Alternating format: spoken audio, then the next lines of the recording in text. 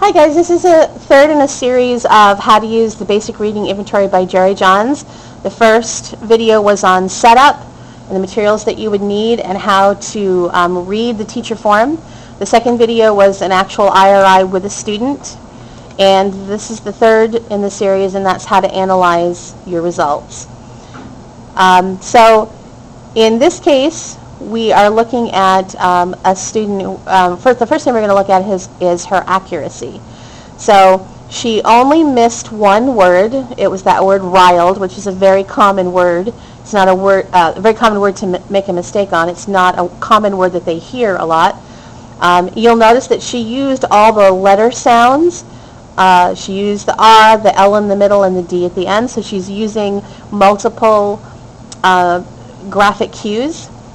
She did have a hard time with the word colossal. Again, not a common word. She read color and actually a couple other quick ones before she self-corrected. So that's /SC. So it's important to put the word that she started with so you can see kind of her thought process.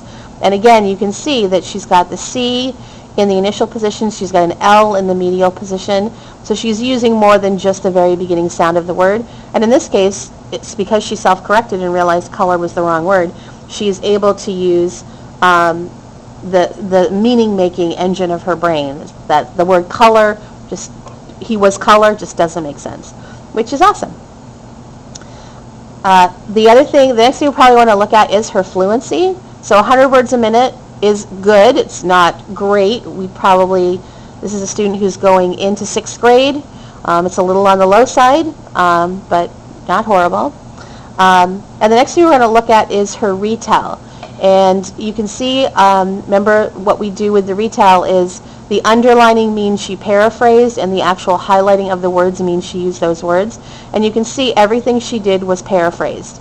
The numbers on the side tell us that she was able to tell everything in order. I gave her like a 2.5 out of 4. She wasn't quite a 3 because she started off really strong. And then there was kind of a big chunk here towards the end that she didn't remember much about other than he was tough. So she's almost to that 3. Order's good, paraphrasing is good. So she could probably use more work with the structure of fiction.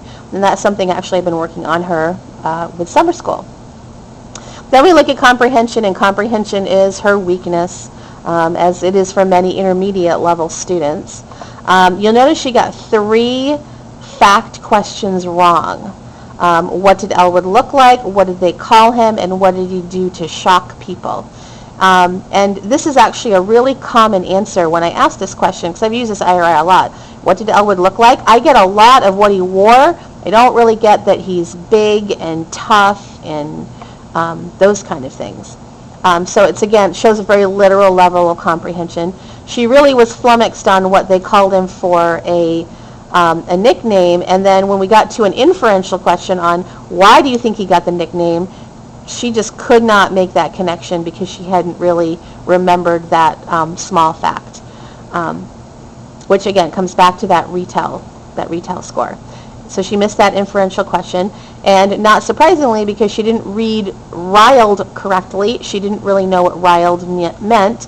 She did do a good guess though. She said mean and tough. So since it was about a kid that was mean and tough, that is actually a really good guess.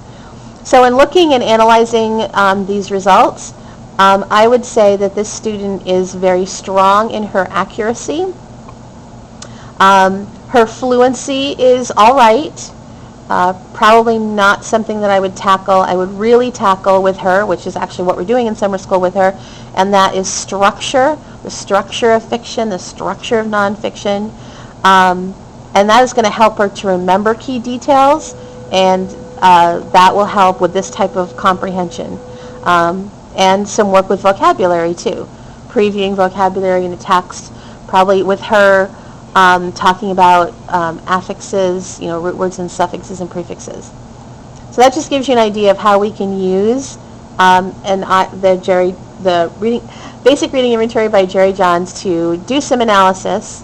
And if you follow the cafe menu, which is what I do by the two sisters, where you can get that information on a student's accuracy, fluency, comprehension, and vocabulary. Thanks a lot. Have a great day.